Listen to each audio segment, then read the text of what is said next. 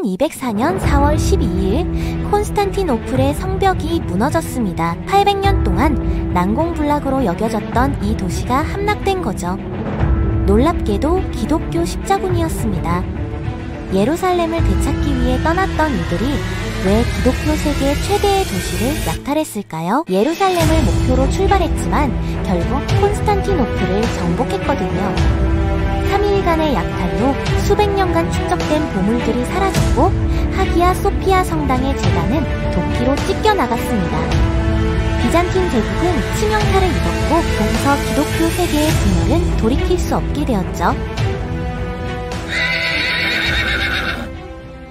이 이야기는 베니스 산 마르코 대성당 꼭대기를 장식한 4마리의 청동말에서 시작됩니다. 원래 콘스탄티노플의 히포드롬에 있던 이 조각상들은 약탈의 상징이 되었거든요. 오늘은 십자군이 어떻게 동맹이어야 할 기독교 제국을 파괴하게 되었는지 그 복잡하고 비극적인 이야기를 들려드리겠습니다. 1198년 12월 프랑스 북부의 작은 마을 에크리에서 토너먼트가 열렸습니다. 샴페인의 티보 백작과 그의 사촌 루이가 십자가를 지겠다고 선언한 거죠. 교황 인노첸시오 3세가 그의 파월에 새로운 십자군을 호소했거든요. 37세의 젊은 교황은 예루살렘 탈환을 자신의 최우선 과제로 삼았습니다. 인노첸시오는 이전 십자군들과 다른 접근을 했어요. 직접적인 통제를 최대한 행사하려 했죠. 성직자들에게 특별세를 부과해 자금을 마련해 카리스마 넘치는 설교자들을 파견했습니다. 그중 한 명인 풀크 드니이는 1200년 5월 바젤에서 열정적인 설교를 했고 군중은 환호하며 십자가 표식을 달았습니다. 하지만 십자군을 조직하는 건 엄청난 도전이었어요. 1년 이상 집을 비워야 했고 비용도 막대했거든요. 귀족이라면 영지를 관리할 사람을 찾아야 했고 여행과 전투에 필요한 장비도 마련해야 했죠. 게다가 어디로 가야 할지 무엇을 먹을지도 불확실했습니다. 1201년 2월 6명의 십자군 사절이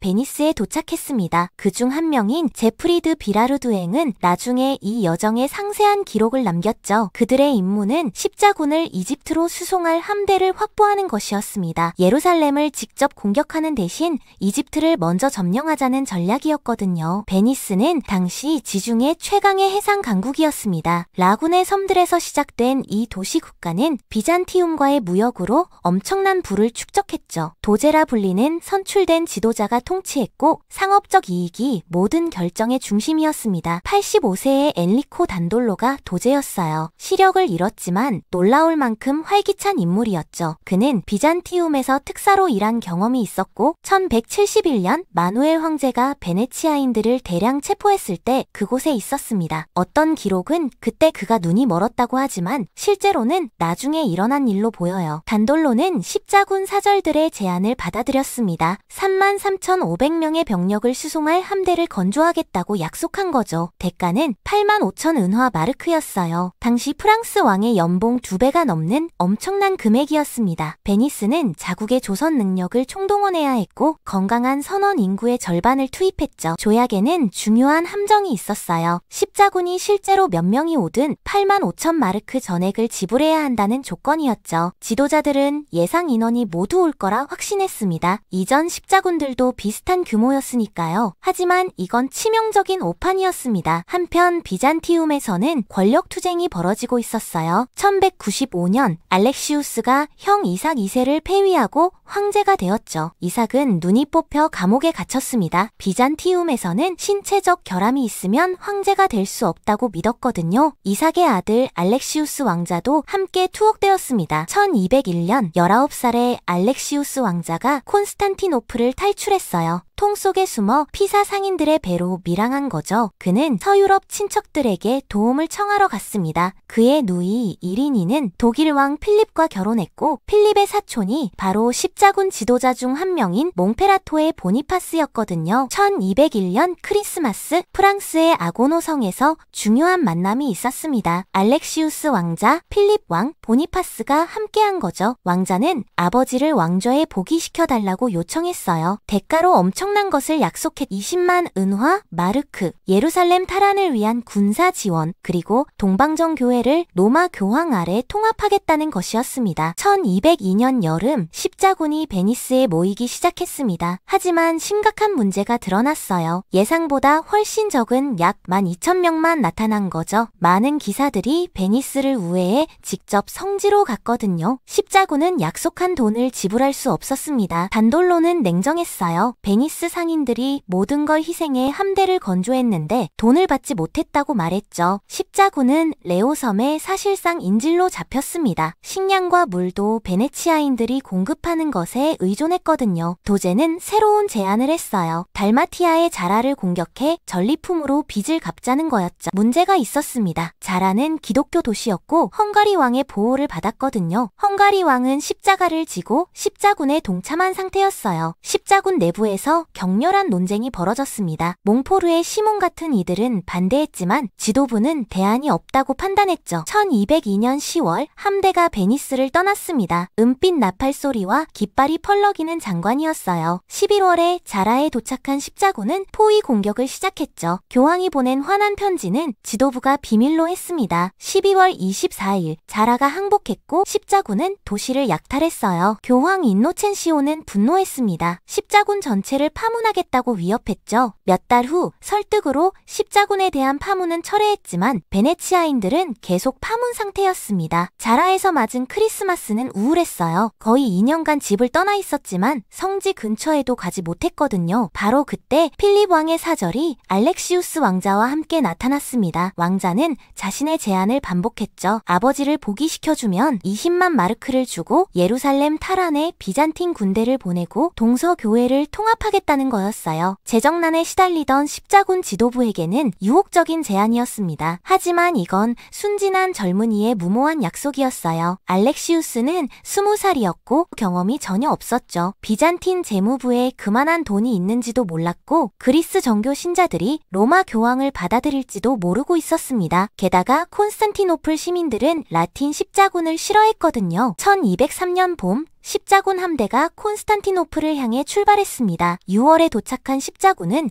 그 장엄한 도시를 보고 경외감에 사로잡혔어요. 황금 지붕과 돔들이 햇빛에 반짝였고 거대한 성벽이 도시를 둘러싸고 있어 제프리드 비라르두앵은 이런 도시를 본 적이 없다고 기록했습니다. 콘스탄티노플은 330년 콘스탄티누스 대제가 로마 제국의 새 수도로 세운 도시였어요. 서로마가 476년 멸망한 후에도 동로마 제국은 계속 번영했죠. 이 도시는 기독교 세계의 중심이자 동서무역의 요충지였습니다. 하기야 소피아 대성당은 세계 최대의 교회였고 도서관에는 고대 그리스와 로마의 책들이 가득했어요. 황제 알렉시우스 3세는 십자군의 위협을 과소평가했습니다. 그는 군대를 제대로 준비하지 않았고 해군은 수십 년간 방치되어 있었죠. 7월 5일 첫 전투에서 황제는 군대를 이끌고 나갔다가 제대로 싸우지도 않고 후퇴했습니다. 십자군은 갈라타탑을 점령하고 골든혼을 막던 쇠사슬을 끊었어요. 7월 17일 대규모 공격이 시작되었습니다. 베네치아인들은 배를 묶어 다리를 만들고 성벽을 공격했죠. 육지에서는 프랑스 기사들이 성벽을 공격했고요. 단돌로 도제가 직접 배에서 해안으로 뛰어내렸고 85세의 시각장애 노인의 용기에 베네치아 군사들이 뒤따랐습니다. 약 25개의 탑을 점령했어요. 그런데 알렉시우스 3세는 또다시 후퇴했습니다. 그날 밤 그는 1000파운드의 금을 챙겨 도망쳤죠. 콘스탄티노플 귀족들은 눈먼 이삭 2세를 감옥에서 꺼내 다시 황제로 앉혔어요. 십자군은 도시에 들어가지 않고 협상을 시작했습니다. 이삭 2세는 아들 알렉시우스가 약속한 조건을 들었을 때 충격을 받았어요. 하지만 선택의 여지가 없었죠. 그는 조약에 서명했고 8월 1일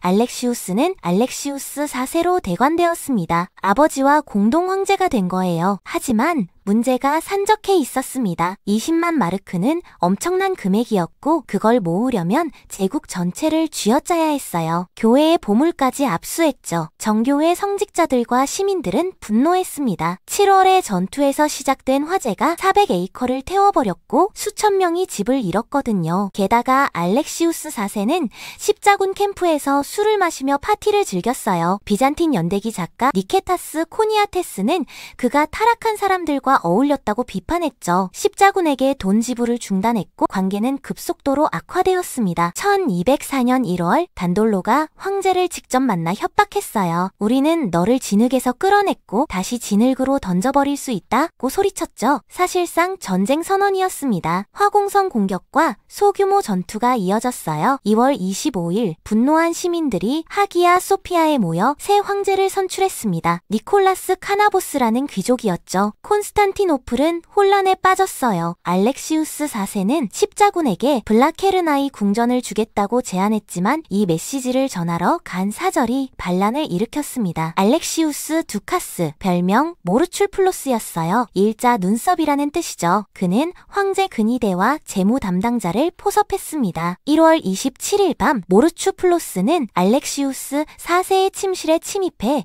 그를 감옥에 던졌어요. 황제의 보라색 부츠를 신고 스스로 알렉시우스 5세로 즉위했죠. 이삭 2세는 그 무렵 죽었습니다. 충격으로 죽었다고 하지만 모르추플로스가 제거했을 가능성이 높아요. 2월 8일 모르추플로스는 감옥으로 가서 알렉시우스 4세를 직접 목졸라 죽였습니다. 이제 돌아갈 수 없는 지점을 넘어선 거죠. 4월 9일 금요일 첫 공격이 시작되었습니다. 이번에는 모르추플로스가 방어를 강화해놨어요. 나무탑을 추가로 쌓고 군대도 제대로 조직했죠. 전투는 치열했지만 십자군은 밀려났습니다. 주말 동안 재정비한 베네치아인들은 새 전술을 고안했어요. 배 두 척을 밧줄로 묶어 더 안정적인 공격 거점을 만든 거죠. 4월 12일 월요일 결정적인 공격이 시작되었습니다. 북풍이 강하게 불어 베네치아 배들을 성벽 쪽으로 밀어붙였어요. 파라디소와 필그림이라는 두 배가 탑에 충돌했고 베네치아 군사들이 성벽으로 쏟아져 들어갔죠. 방어선이 무너지기 시작했습니다. 모르추플로스가 대군을 이끌고 나왔지만 곧 후퇴를 명령했어요. 그날 밤 그는 알렉시우스 3세의 딸과 함께 어선을 타고 도망쳤습니다. 황제가 도망쳤다는 소식이 퍼지자 조직적 저항은 무너졌죠. 비잔틴 제국은 사실상 정복당했습니다. 다음 날부터 3일간 끔찍한 약탈이 시작되었어요. 십자군은 교회, 궁전, 일반 가옥을 가리지 않고 약탈했습니다. 하기야 소피아의 황금 제단은 도끼로 찢겨나갔고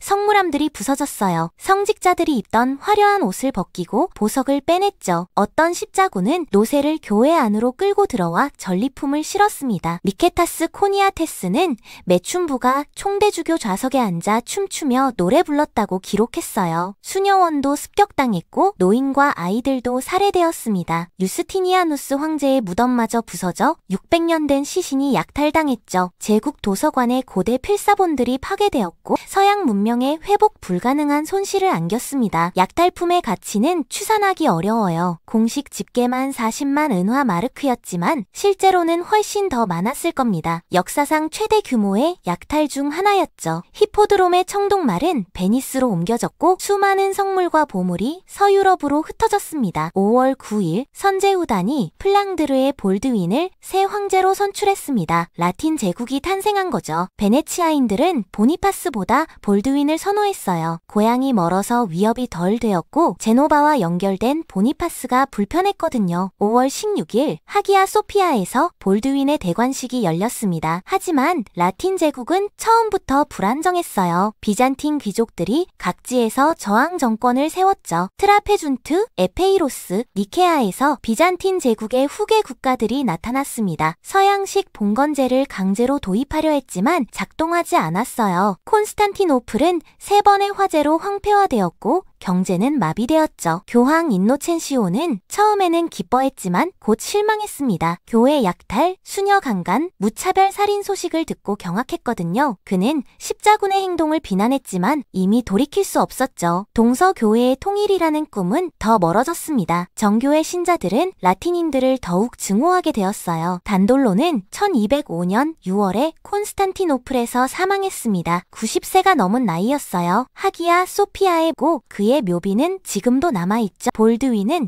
205년 불가리아와의 전투에서 포로로 잡혔고 감옥에서 죽었습니다. 보니파스도 1207년 전투에서 전사했어요. 라틴 제국은 57년간 지속되었습니다. 항상 자금과 병력이 부족했고 적대적인 이웃들에 둘러싸여 있었죠. 1261년 니케아 제국의 미카엘 팔라이올로고스가 콘스탄티노플을 되찾았어요. 대부분의 군대가 원정 중일 때 첩자들이 몰래 문을 열어준 거죠. 마지막 인 황제 형제 볼드윈 2세는 황급히 도망쳤습니다. 모르추플로스는 도망쳤다가 잡혔어요. 알렉시우스 4세 살해로 재판을 받고 테오도시우스 기둥 꼭대기에서 밀어 떨어뜨려 처형되었죠. 알렉시우스 3세도 결국 붙잡혀 수도원에 유폐되었다가 죽었습니다. 비잔틴 제국을 파괴한 자들의 말로는 비참했어요.